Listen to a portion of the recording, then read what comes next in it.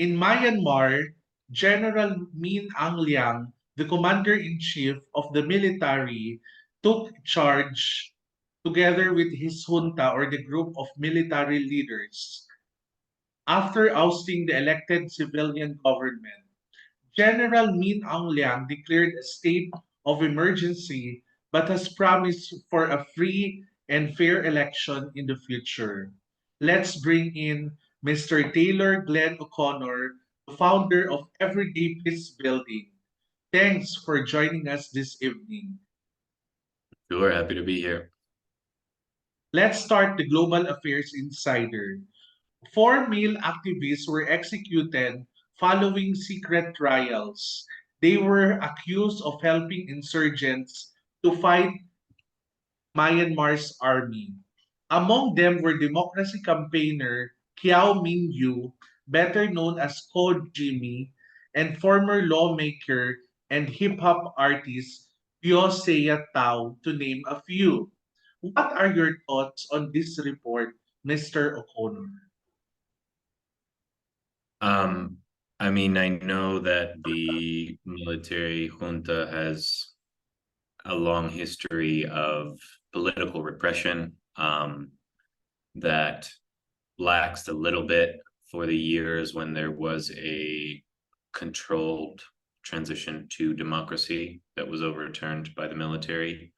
Um, the systems and practices of political repression are in place very firmly, if not even stronger these days. And so, as I mentioned in the previous episode, for those peace builders or peace activists, it is a very dangerous environment to operate in.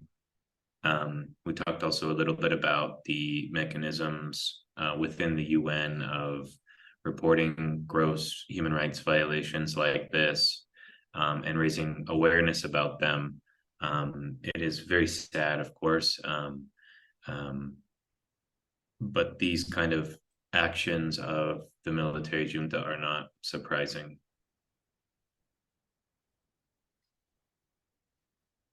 A human rights group, the Assistance Association of Political Prisoners, AAPP, says that the regime security forces has killed more than 2,100 people since the coup.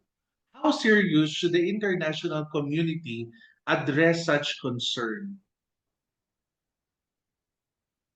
I think the international community did pay a lot of attention on Myanmar during their controlled political transition for a number of years.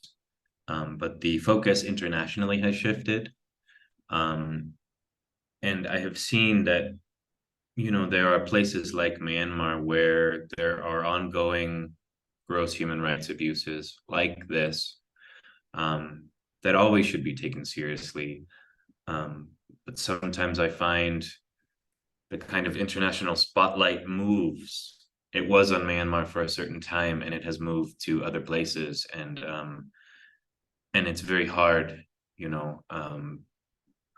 There isn't necessarily a mechanism to make sure that the international spotlight stays where it should when certain abuses are taking place.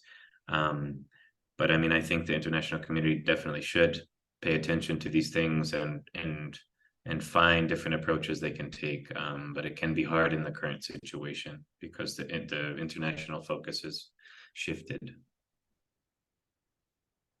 For peace builders like you with diverse experience across cultures, how can people around the world help in one way or the other in reference to the current junta in Myanmar? I mean, I always felt like supporting local peace builders and peace activist groups is always the best way since my first early involvement with Myanmar 15 or 20 years ago. And so, sometimes the large mechanisms of the UN and large NGOs have their own sources of funding and things like that. And sometimes a lot of the support goes directly to those who can do good work, but often it's more focused on humanitarian support or things like that.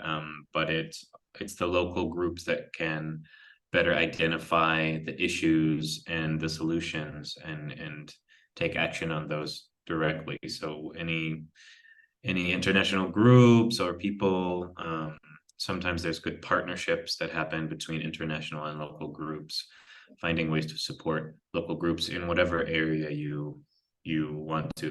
The civil society groups in Myanmar are very strong and vibrant, and so some of them are kind of operating more covertly now, but finding ways to connect and support the local groups. Do you think that the government of General Ming to begin with is illegitimate given the political landscape of Myanmar? How would you explain it to overseas observers?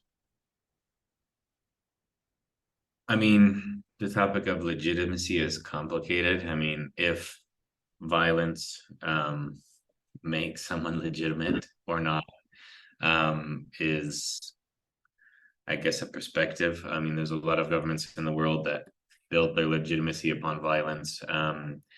The military junta has always kind of used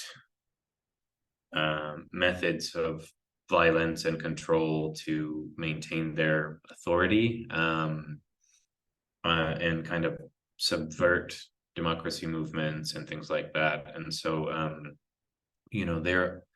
there are kind of parallel structures of governance and democracy that are there, that are kind of subverted by the military junta.